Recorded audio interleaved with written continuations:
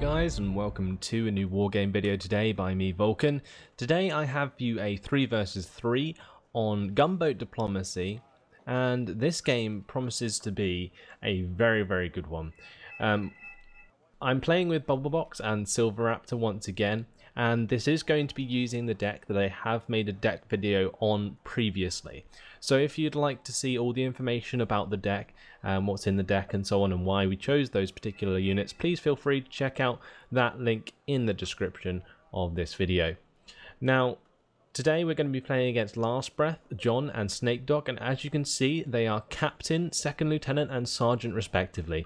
They are all very good players, and they definitely put up a great fight throughout this game. So I'm just going to let the units get placed down, and in the meantime let's talk a little bit about the map. Now I think since I've done a video on this, the sectors have changed slightly. As you can see, Echo now extends over the river to the other side, so both teams have a very good chance of holding Echo and Hotel now. Hotel was always the contested sector, but the reason they extended Echo to the other side was so that both teams had a much better chance of holding either sector, and therefore it made the map a lot more balanced.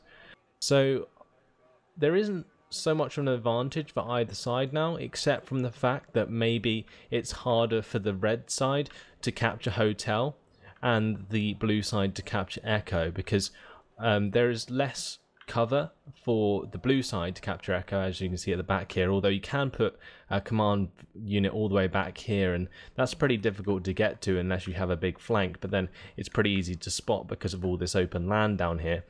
Whereas Hotel for the red side is very hard to take because there isn't really any great compounds near the back side of the sector. You're going to have to look at putting a command unit here, which is very close to the enemy side of the river, or in this compound, and that's even worse because, you know, that isn't very far from the enemy spawn at all. So what will generally happen is the blue side will take Hotel pretty easily, and the red side will take Echo pretty easily, but it's always, I guess it's actually easier for the blue side to contest both rather than the red side. Either way, it's generally a pretty balanced map now because of the way the sectors have been changed. So in this particular match, you can see that Silver Raptor is going to be defending Charlie for us, and myself and Bubblebox are going to be pushing towards Hotel with some support from Silver Raptor as well, because obviously Silver Raptor, he is just going to be defending this bridge, and because it's such a great choke point, these bridges, that there isn't normally much action going on here because people don't risk sending units across such large bridges. Whereas over here, where the bridges are a lot shorter, you can get away with it. Also, there's a lot more bridges, so plenty of opportunities to get over there. And there's another bridge down here that can be used for flanking as well. But let's set things to my point of view, and we'll take a look at my unit composition. So you can see I'm starting with a couple of OSA AKs. Now, OSA AKs are really good at the start of the game because I think they have 7 AP power, or HE power, sorry, and that makes them great for shooting down or one-shotting any helicopters with 7 health or less, or which don't have armor. So OSA AKs, incredibly good early vehicles, very quick and very powerful. I have a T-72M there with its high HE power to destroy infantry, but also provide high AP power for enemy tanks. I have a couple of Topazes with infantry. We've got some OT-64C with another infantry squad and an SPW-80 as well, and a Scott 2 with some recon infantry. I've also got a Sapel, which has its main flak gun plus some infrared missiles. And then for my recon, an SPW-60PB ABS with its very good recon, and also a T-72M2 Moderna at the start of the game, an incredibly powerful tank. You can see Bubblebox's units there as well. He's got some flat MG SPW-152Es.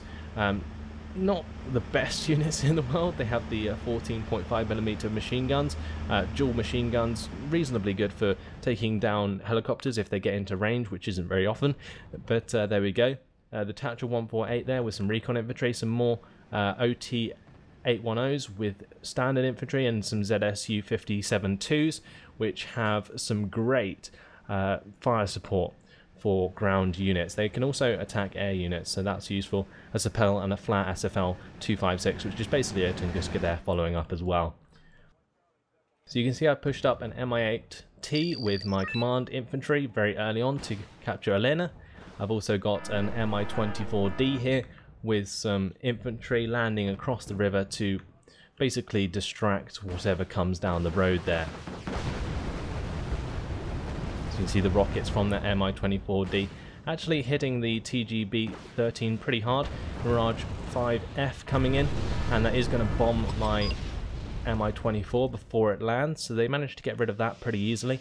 But I've managed to get a lot of my infantry up here, and you can see that I'm starting to empty it out into the compounds.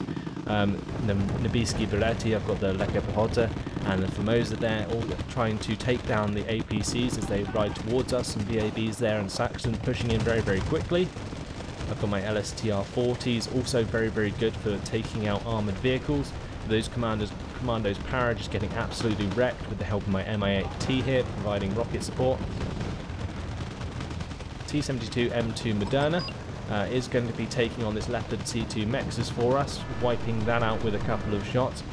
And the autocannon plus the main gun on that tank very, very good for dealing with infantry. So you can see there the Gurkhas being pushed up to deal with my Leka Pehota. I move in my Nibiski Bereti to take care of those with the help of my T-72 M2 Moderna. And those are going to get killed very, very quickly. Formosa holding strong against the Fusiliers and the Liv Garden pushed into this compound, but they aren't going to last too much longer unless Bubble Box's Nibiski Bereti have something to say about it. But my command infantry pretty safe behind this forest at the moment. They are completely out of line of sight of the enemy. We have some more infantry though pushing across the river now in Elena and causing us some issues whilst they're taking out my APCs and so on. You can see the T-72 M2 Moderna now being brought down to the bottom side to stop these units coming across the bridge. I have it on an attack move order so that if it does spot anything it can fire at it. But I'm basically moving it away from these compounds so that they can't compound jump towards my tank and take it out, because that is a very big possibility. Two Su-22 M4Ps coming in there with their anti-radar missiles, knocking out all of the radar AA that the enemies have. And as you can see, the T-72 M2 Moderna here trying to deal with the APCs that are possibly trying to flank down at the bottom of Elena. A lot of my infantry has been dealt with in this compound now, which is a bit of a problem, so we are going to be reinforcing rapidly. I've got some more Topazes coming up, and Bubble Box has his OT-810s coming up as well, with some more infantry. He's actually got 8 of those. We're going to be reinforcing as quickly as possible. Now I have my Mi-24D bringing up some more infantry, trying to land that, but because it did just get hit by a infrared missile. It's going to be dropping off some Commandozi, which are going to try and hold back this infantry push. You can see the smoke coming in from the enemy. They're using those to stop our heavy fire support from destroying their infantry as they move forwards. Now we have the help of Bubble Box's RM70s firing their 122mm rockets over the enemy. Going to be harming a lot of the infantry in the sectors and also stunning a lot of their APCs. You can see the STRF 9040s there, the 40mm autocannon APCs aren't going to be as effective because they are panicked now. And this smoke cover also allows us to bring up our own infantry. So you can see these Zaloz Nisi, they're actually reserve infantry, are being used by Bubble Box to bolster our forces, but unfortunately the Zaloz Nisi aren't that great against anything better than them. So although they will be pretty decent in defense because they will be in compounds, if for example the Fusilier 90 squads or Volskim Jaegers manage to get into the same sector, the Zaloz Nisi will literally just fall apart instantly because they are using rifles rather than close quarters machine guns. But with my T-72M2 Moderna rearmed here, it now has autocannon ammo again, thanks to Silver Raptor's T-815 Kolos, and that's going to allow it to provide fire support onto these infantry squads. You can see these Volkskamjägers taking a lot of damage from the main gun and the autocannon of my tank there.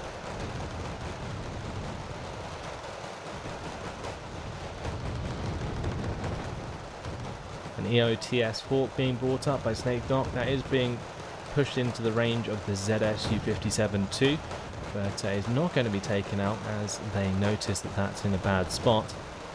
Trying to push up my Nobiski Beretti to try and snipe that whilst I still can. You can see that I'm trying to compound jump them towards the EOTS Hawk there.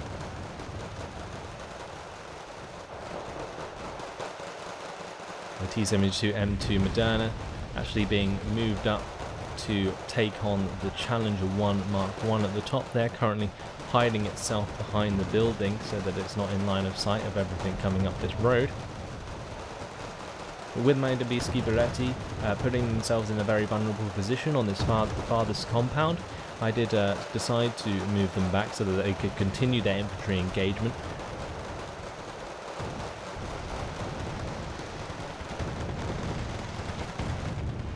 A MiG-25 RBF with its high ECM isn't going to manage to get out this time around, but did land a very nice bombing strike onto the enemy infantry in this town. So a very attritional battle with all our infantry clashing almost constantly. We need to continue our reinforcement. As you can see on the map, there's a constant stream of units coming up the roads, and now I'm even investing in some SHMB Z82 prams, and these have 122mm short-range mortars as their main gun. They are direct fire mortars basically. That will help us take care of the infantry and compounds, but from range where they can't use their heat rockets.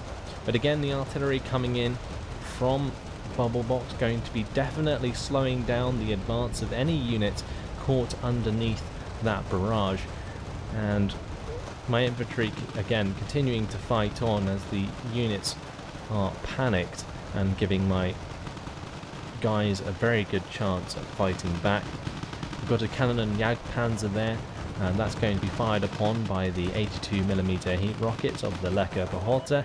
The great thing about the Lecker Pehorter is they do have the 1225-meter range of that heat rocket. It's basically a recoilless rifle, I actually think. The 12 AP power, 40% accuracy, but that range is really what makes them special. It's very good at taking down APCs from range. Nobiski Beretti, they are chosen because they have the 15 strength and they are shock infantry for only 25 points, 45% accuracy and 23% stabilizer there. Great units for attacking in towns with the CQC machine gun as well. They do not last very long because of their large size in their units. You can see the prams taking effect now with their direct fire mortars. You watch those fire towards this Panzer Skyty there. Very, very good for that particular role. They also have those 4 Konkers missiles for taking out APCs from range as well. So just in general, very, very good. You can see that now the Marder's going to be taking a shot there from the Konkers and being one-shot. Along with the 120mm shot, they're just so good. Panzer Grenadiers also being caught out in the open there. Prams doing a wonderful job. T-72M2 Moderna again getting low on ammo because of the amount of damage that's been doing throughout the game so far. Literally kept it in this tree line, and when the smoke disappears, their infantry is getting absolutely annihilated by it. There isn't really much chance of them taking that out with our anti-air support, although we don't actually have too much of it. But there's a couple of LSTR-40 squads there, plus the SOPAL, and that's more than enough infrared AA to shoot down a aircraft that comes over. So that's possibly why they aren't investing in so much air. The other thing that might be the reason for them not investing in so much air is because they are spending so much money on, or reinforcement points on, these infantry squads, and those Marder 1s. You can see the Marder 1s coming out in force along with the STRF 9040s. Those things aren't cheap. And we've also got the Challenger 1 Mark 1 still back there, another expensive unit. So now they are investing in a similar unit to the Pram.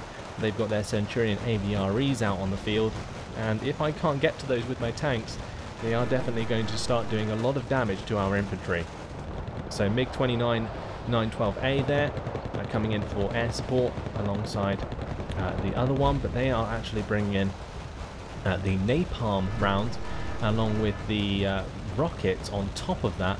That should wipe out basically any infantry in those sectors. So alongside the explosive RM70s, we also now have the cluster munition artillery as well, because you can get two types of RM70s. You can get the high explosive rockets, and you can also get the cluster artillery, which comes with AP power, which can wipe out these APCs very quickly if they get caught out. Now, Last Breath has managed to sneak some Jaegers into this sector where it was currently being held by some reserve infantry, and that's broken our defences slightly because it's put us in a really awkward situation. My Dubisky Beretti really can't push towards this compound now because of the amount of Marder support that the enemy have that are firing upon us. So unless we bring more APCs from behind, these Dubisky Beretti are literally just going to have to keep hidden in this forest, and as soon as they fire, they are going to take a lot of autocannon fire from the enemy as long as they are in line of sight. Now, being farther back in this forest, that's not going to be the case, but you can see the Live Garden plus the extra reinforcements that the enemies are bringing up with their own cannon and Jagdpanzers and the STRF-40s. They're slowly destroying Bubblebox's reserve infantry and making progress into this compound. So my Pram still trying to do work with its Conkers missiles. You can see that it is firing its 122mm mortar rounds as well. So good job so far by those Prams to hold back the enemy, but my infantry is just being outclassed because of the Panzer Grenadiers and the Marder 2 and Marder 1 combinations.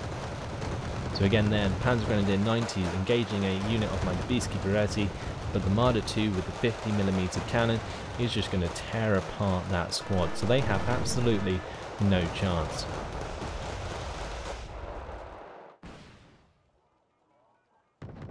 So now, I probably should have made more use of these Mi-24Ds, but I was incredibly scared that they did have some close range anti-air support.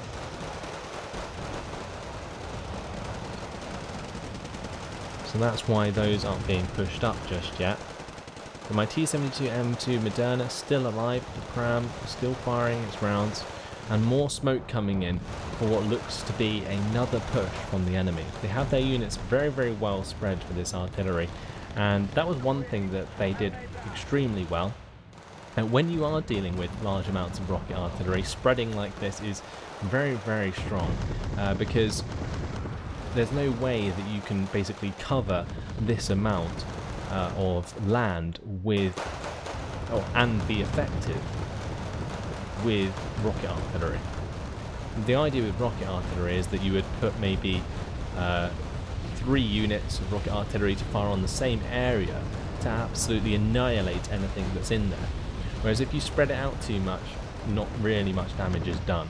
But either way, you can see even more cluster munitions coming in over the top of these armoured units, trying to get rid of a couple of these tanks, but because of the actual lower AP power than normal on these RM70s, only 3 AP power, that top armor is still pretty effective.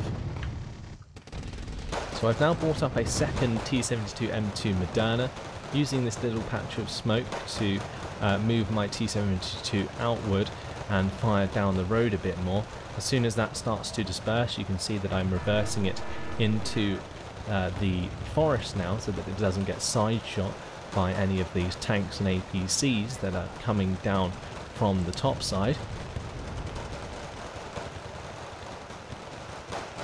My Commandosi squad there, one man left fighting to the death, is using the fire support from the T-72 M2 Moderna. That thing must have killed at least 20 APCs by now, and plenty of infantry. My MO-24Ds now coming into battle. Sort of realised that they didn't have much infrared AA, so I brought them far over to the left in order to attack some APCs as they are pushed over the bridge. And with those being out of munitions, I'm going to have to send those back to base again. Now, just so that my T-72 M2 Modernas don't get harmed by the Jaegers, I am forced to retreat them slightly into the forest. If they jump into this compound, for instance, they will be in range to use those heat rockets, and the last thing I want is my T-72 M2 Moderna to be side shot by enemy infantry. Now, of course, my Moderna will give a lot of damage back, but a nice snipe there from my T-72 does pick off the KPZ Kyler, one of my favourite units in the game. So as you can see, the Panzer Grenadier 90s popping forwards to attack my T-72 M2 Moderna. As soon as they do, they take fire from the Lubisky Beretti, a Pram, and my other T-72. That is going to force me away with this T-72 whilst it gets repaired. We have a helicopter sneaking around the back here. It's going to pin down Silver Raptors on Davas, going to force Bubble Box and Silver Raptor to use some anti-air helicopters. The Lynx AH-7 doing a wonderful job there with its 68mm rockets, has 38 of those. Very versatile unit that brings in a command infantry, and then you can use it to actually attack infantry or other armoured units with those wonderful rockets. My Lekka Pahota though, as soon as they're coming in to attack the Canadian Rifles, with the amount of Centurion AVREs here, there isn't really much I can do. And the most annoying thing about the Centurion AVREs is they have 12 front armour, so it's even going to take the 23 AP power of my Moderna quite a lot of shots in order to take those out, possibly 3 shots, and that's definitely an issue. Either way, if any units aren't moving across the open like that Canadian Rifles unit there, you can see that they are going to be hit hard by my prams. I'm bringing up some more infantry. I'm trying to sneak some Lubisky Beretti into the compounds, but as soon as they get there, they are met by a ton of infantry that are left over from the rocket barrages, instantly stunned, and there is nothing they can do about that. So trying to group this unit in order to get it back into the compound, but because they are stunned, they can't really move anywhere, and because they are panicked as well, they're moving very slow. So trying to get them into this compound is a problem, especially whilst they are under fire by the Canadian Rifles and these M113Gs with their Browning machine guns.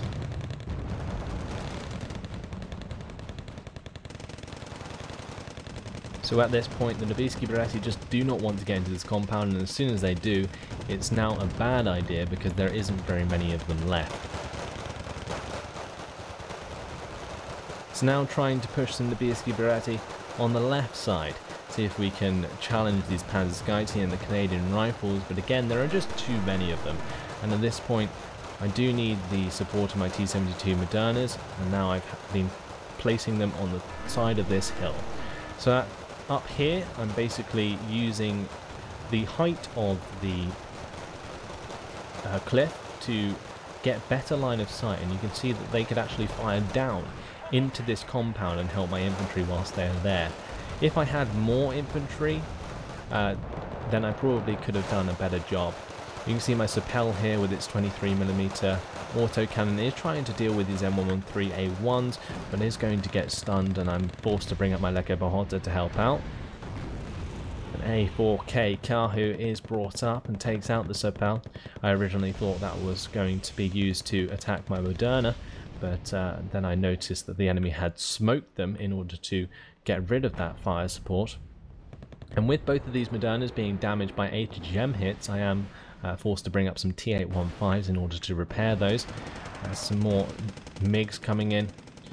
Both of the Napalm MiGs are going to be shot down, unfortunately. Bubble Box losing a huge investment And with the T-72s being forced to be drawn back, the prams are taking their place on this hill, but I can't really see much going on. So trying to hold this command infantry in this sector as long as I can, because I know that as soon as I try and retreat it, it is most definitely going to get destroyed. And now the enemy has a massive foothold in Alina and Sheraton due to their very, very strong units. The Marder 2s, Marder 1s, Panzer Grenadiers, KPZ, Kylers, all very, very brilliant units, which kind of outmatch the Eastern Bloc.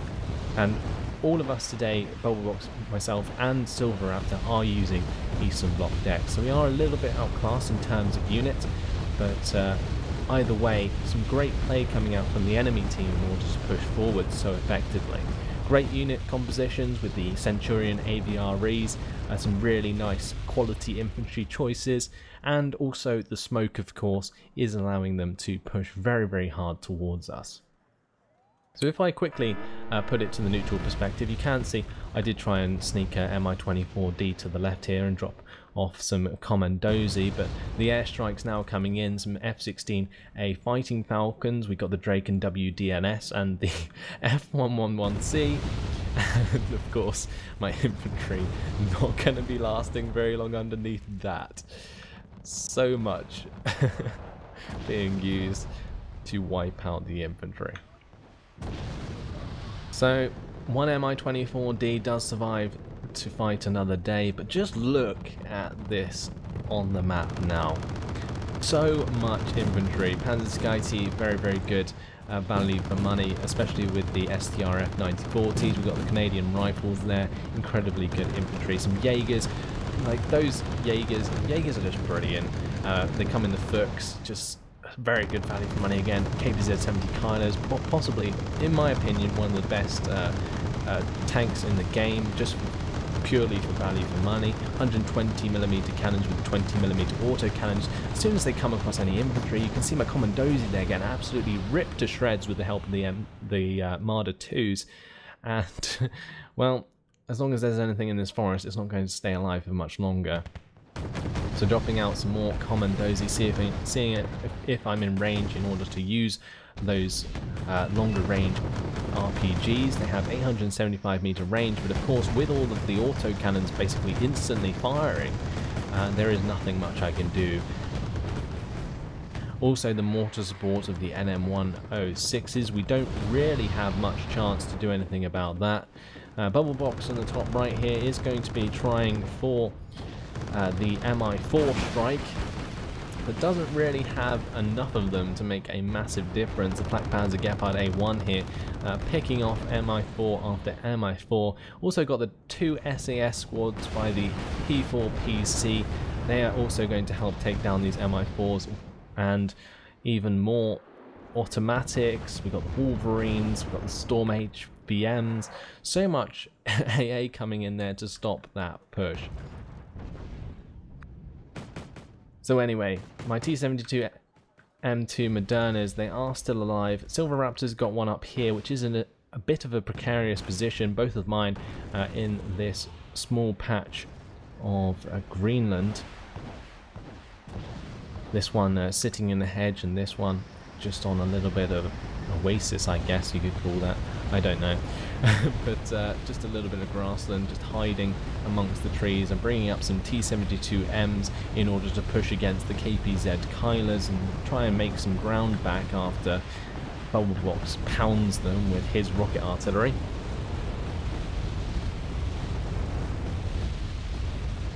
We've also got some OT-64Cs.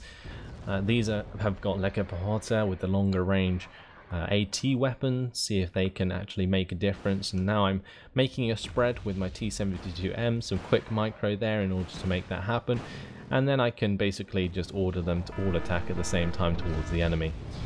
We had a Super Etenard, I think that was, being shot down, came in to try and snipe my M2 Moderna maybe, but didn't manage to get its shots off before it got taken down by the flat SFL 256.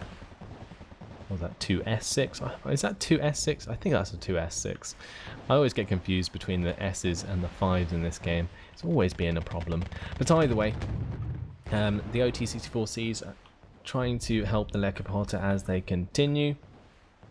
T-72Ms here, picking off a couple of units as they move across the open. Super Etenard coming in with its rocket and missing, and that is indeed going to suffer for that. Going to get shot down immediately, but pushing into this sector now would be absolute hell, but I'm going to try for it anyway. That is the reason that I brought up my T-72Ms, and the reason the ones on the right are being brought down slightly is because I don't want to be side shot by any ATGMs in these compounds to the top side. So I've also got the Mi-25 S24 support of Silver Raptor. Those will be good for me to use once I'm pushing forwards with these T-72Ms, as long as there isn't any infrared AA very far up. We're coming across some Fusiliers there. I'm using the support of the OT-64C's machine guns. The 14.5mm machine guns are actually quite effective to wipe out a squad of Fusiliers very, very quickly. Now some cluster munitions coming in, taking a KPZ-70 Kyler down to 1 health. TGB 13 going up towards the mountain is going to spot out Silver Raptor's Kampfstrimmers, because the Kampfstrimmers fired their 72mm heat rocket in order to take that out. I've got a couple of units sneaking around the bottom side. If I set it to my point of view, you can see I've got some Scott 2s here with some Percy probably. I've got the SPW-80s and some OT-64Cs, all just driving across the mountain at the bottom side here. And they are all amphibious, so they can just drive across. They don't have to worry about going across the bridge, which would be pretty obvious. But either way, it is time for my T-72Ms to make a strike. You can see that I'm sending a few of them up to help the Lekkerpotter make some progress in this forest. The KPZ-70 Kyler there is going to take a hit in the front armor from my T-72M. And what I'm trying to do is take that out as quickly as possible. One of my T-72Ms on the left here did get hit by a Centurion AVRE hit before being side shot by the KPZ-70 Kyler as well. That's only got 1 health, but it is advancing. Pretty ballsy move there by the KPZ-70 Kyler. Looks like Last Breath had second thoughts about that move. But now some friendly fire coming in onto my Lekkerpotter. That was a little bit of a mistake on Silver Raptor's part. Absolutely wrecked my squads there as they were starting to make some progress. You can see that I've managed to clear out this right side of the forest, but the Undava having none of it as some of my own infantry gets destroyed. But either way, even if I had managed to clean out this forest, it would have been a huge job in order to push back against all the infantry in this town now, especially considering the quality of it that I was talking about earlier. We've got the fullscreen the Jaegers, Livgarden 85, just really, really good value for money on the blue side, bringing out their best decks by the looks of things in order to beat us back. T-72M now trying to make some snipes onto some APCs left out in the open. That Grizzly providing target practice. And now with a recon vehicle on the far side of the map, they are going to spot my Scott 2s advancing with the SPW-80, and again the Eurofighter comes in as air support, whilst the F-11C comes in with the 8 1,000 kilogram bombs. SPW-80 manages to dodge the attack, and the Kahu manages to take out a Scott 2, but the Fighting Falcons now trying with their 2 1,000 kilogram bombs. Again, a miss. My SPW driving around very, very quickly, dodging about as much as it can. With its 90 km/h off-road speed, it's a very maneuverable unit. These Percy Shtomovi are going to get ripped apart by the Fennec 20mm helicopters. So a very nice Scandinavian deck coming into play here. They are going to now hunt down the remaining APCs that are trying to flank them. I'm currently trying to drive them onto the side of this cliff here in order to get round, but of course they do have their flanks very well protected by recon. You can see they've got the Chaos up there, they've got the Spejdavogen there in that tree line, so they are going to see things coming. A Volkskamjäger unit there, and now with them getting very close to the victory condition, which is 750 points, this is of course conquest, I'm forced to really do something about this. So I'm pushing up some LSTR, some Lega Bahota, I've got some Scott 2s there with the Supposed Stamovi, I'm pushing up the T-72Ms, which are actually making some decent progress, and T-72M2 Moderna there as support. Over in centre, it looks like we lost our CV in that sector. And finally, my APCs being hunted down. The LSTR-40 squad here did manage to shoot down one of the Fennec 20mm, but with the amount of autocannon fire coming in there, they didn't really stand a chance. So again, making some progress into the forest, but I decide that maybe I should just push the T-72 straight across towards Chariton because it would be less defended.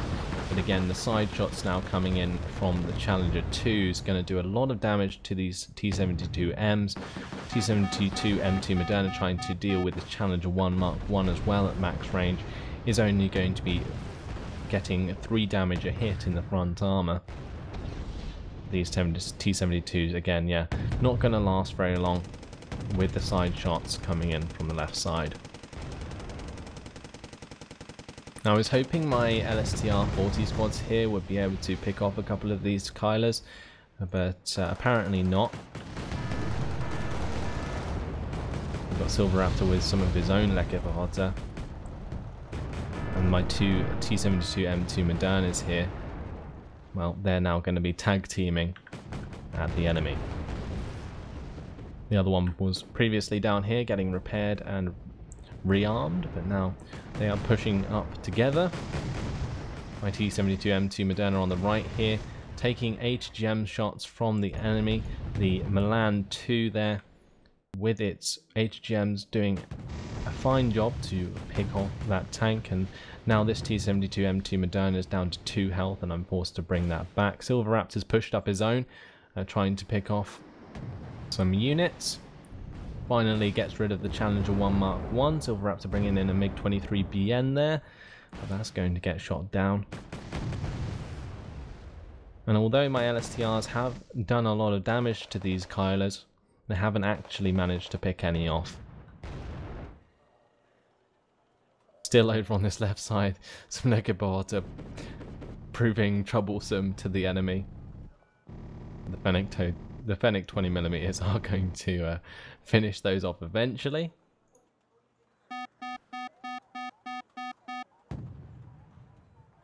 And now the enemy 90% of the way to winning this game. They are now at a +2 advantage after previously being at +4 because they killed the center command, but center command is back in position, so +2 for the enemy again, going to give us a little bit of a chance in order to push back against the enemy.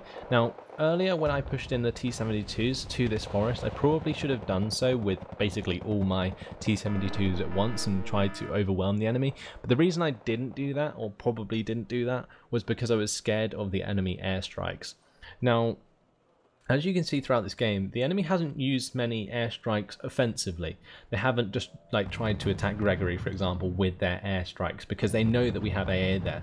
But whenever I've had units in the back line, or we've attacked with the Mi-4s up near Ivan, they've brought their air out because they know it's safe to do so, and it's very cost effective to use aircraft when you know they are not going to get shot down. And that may sound pretty self-explanatory, but it's surprising how many people will suicide their aircraft, and definitely not worth doing. Well, in the majority of cases anyway. Sometimes it's worth using like an ASM plane, and that's air-to-surface missile plane, to take out the tank, which is worth a lot of money, for example like a Challenger 2, but otherwise generally it's not worth it. Like a bomber will just get shot down and you probably won't kill very much. But either way, my T-72 is coming into play now. You can see that focusing their fire onto these tanks one at a time, they are going to be able to destroy the Centurion AVREs and the KPZ-70 Kylers as they advance. Side shots there from these T-72Ms. And the great thing about T-72Ms is it doesn't matter how close they are to the enemy because they have such high AP power, and you can see that this engagement with the KPZ-70 Kylers here is going to end in my favour because my T-72Ms are so effective at close range. So wiping them out in this part of the forest now, and we're making our final push, but with one more point until the enemy win. Well, it's game over. And Last Breath John and Snake Doc are victorious against myself, Bubblebox, and Silver Raptor after a 36-minute game. So there you have it.